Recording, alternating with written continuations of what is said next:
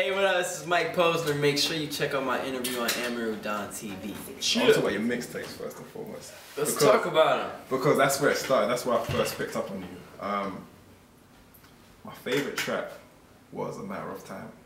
A Matter of Time. And last time I spoke to you, like for people who don't know, or for singers who don't know what that song's about, just let them know A Matter of Time. The first mixtape was called A Matter of Time, and that was kind of like a foreboding warning, you know, to everybody, like, yo, I'm here. And on the album, I wanted to bring that back and have like a treat, you know, for everybody that fucked with me before, you know, my singles were on the radio. And that's why in the intro of my album, I say, do you recall, I told you this was just a matter of time. And I said, it won't be long before you try to shoot me out of the sky.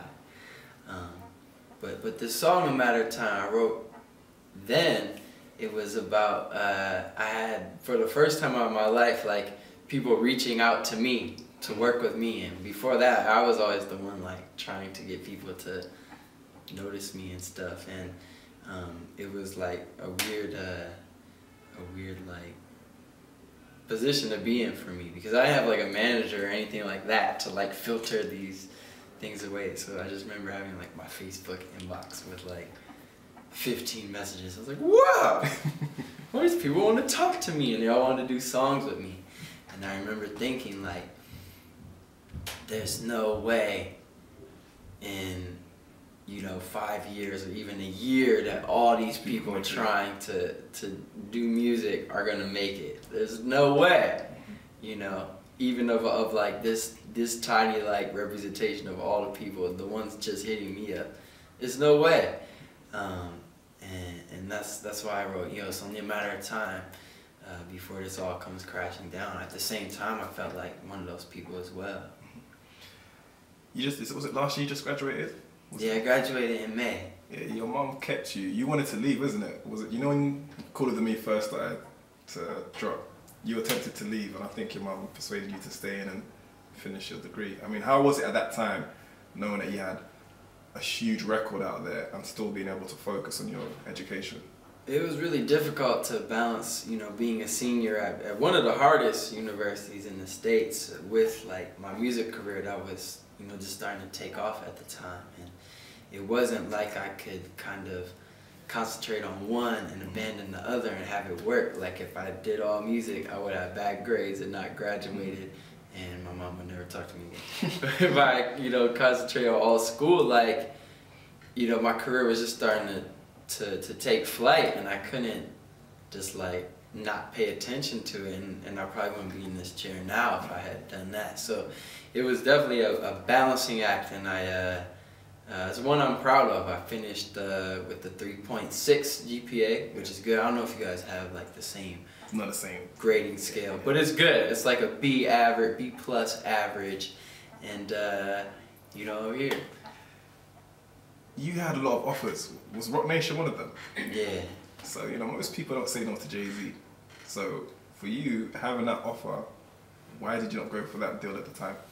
Why not sign to Rock Nation? So it's a good question. You know, I had to make the right decision for me. You know, obviously, that's a great company, a great place that starts off with a great guy named Jay-Z.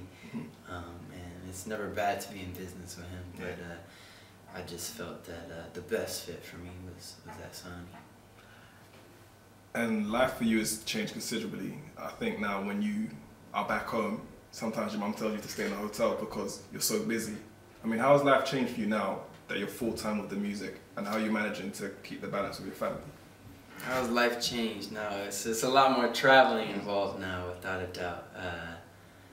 And at first I was quite overwhelmed by it all. It's really hard to, like, for me at least, to maintain like normal friendships and relationships with people, like, and balancing my career at the same time. But I've sort of like figured that out now. I don't feel like a rookie no more.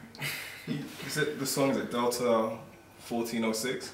You talk about you feel jaded, you're always here, you're always there.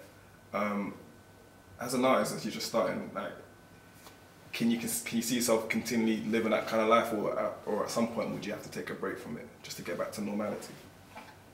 I think everybody needs to take a break, you know, whether it's a week or, you know, a year. But it's hard not to get jaded. Like for me, like if I hop on stage and there's 200 people in the crowd, I'm like, fuck, man, where are all the people at? But 2 years ago, like if I would have hopped on stage and there were 200 people in the crowd, I'd been like, there are 200 people here.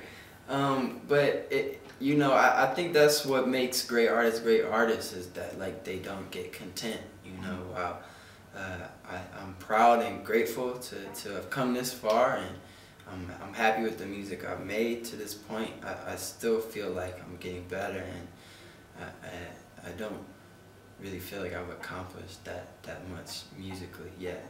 So I'm more excited about the future than anything I've already done.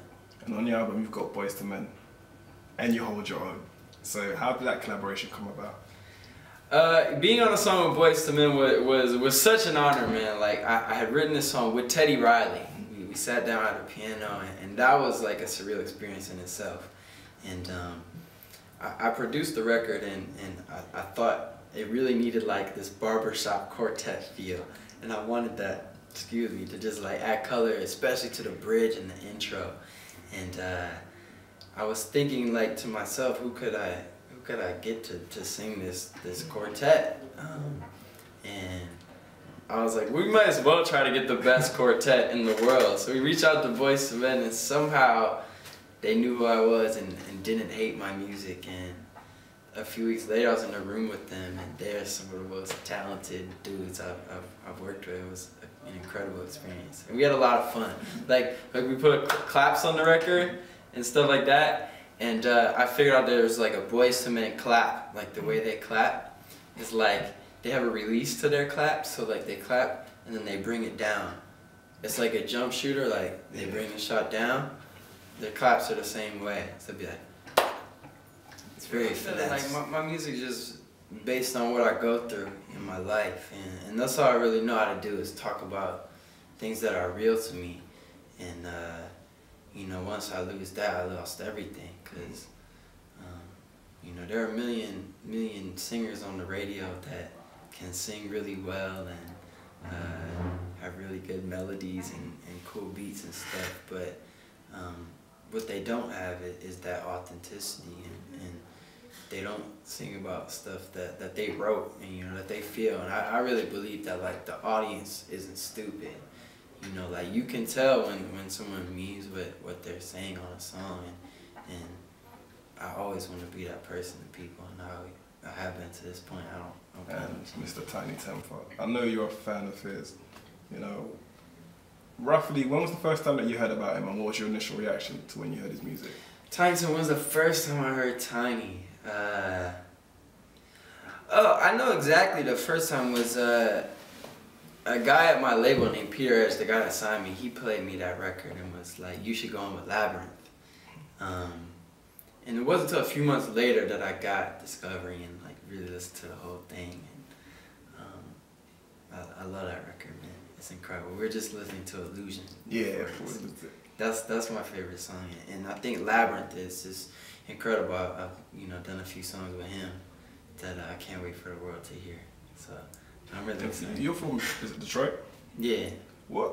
Because a lot of people seen the whole 8 Mile situation with Eminem, but you're from, is it like a relatively privileged background? Is that fair to say? Compared to his, yeah. Compared to his. So for you, what was it like growing up there, and also, what was the Eminem influence like for you growing up in Detroit? Sure. So I grew up in a city called Southfield, which is right by Detroit, and Southfield is one of the most diverse cities, not just in Michigan, but in all of the state. So, you know, I was really blessed to have really poor friends and really rich friends, and really white friends and really black friends. So the result of that was I had a really eclectic CD book as a kid, and I think that's why my music sounds the way it does to today.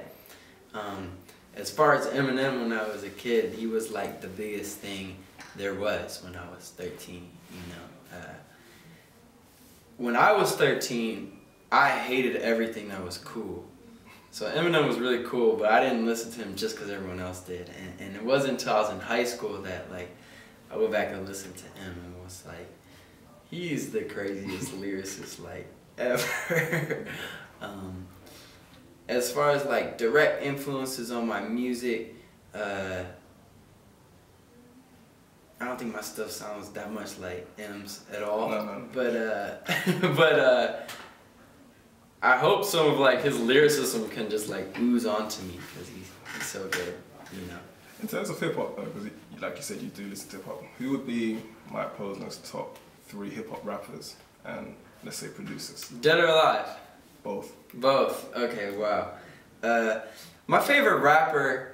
I won't say like my top. People get stuck into this like top thing and they're like, fuck Mike Posner, man. Like, these are my favorite people that I like to listen to. Andre 3000. 3000. He's my number 1.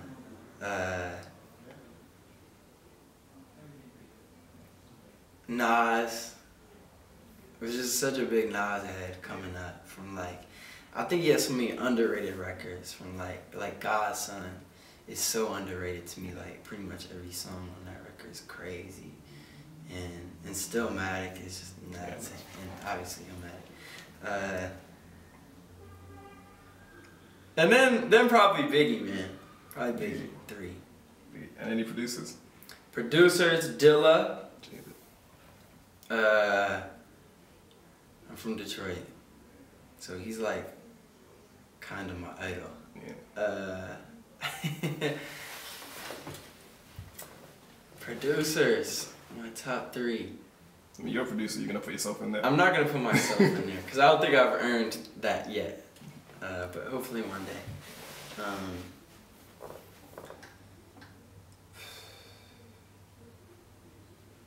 I guess like when you do whole body of work, you gotta say Tim and probably Dre.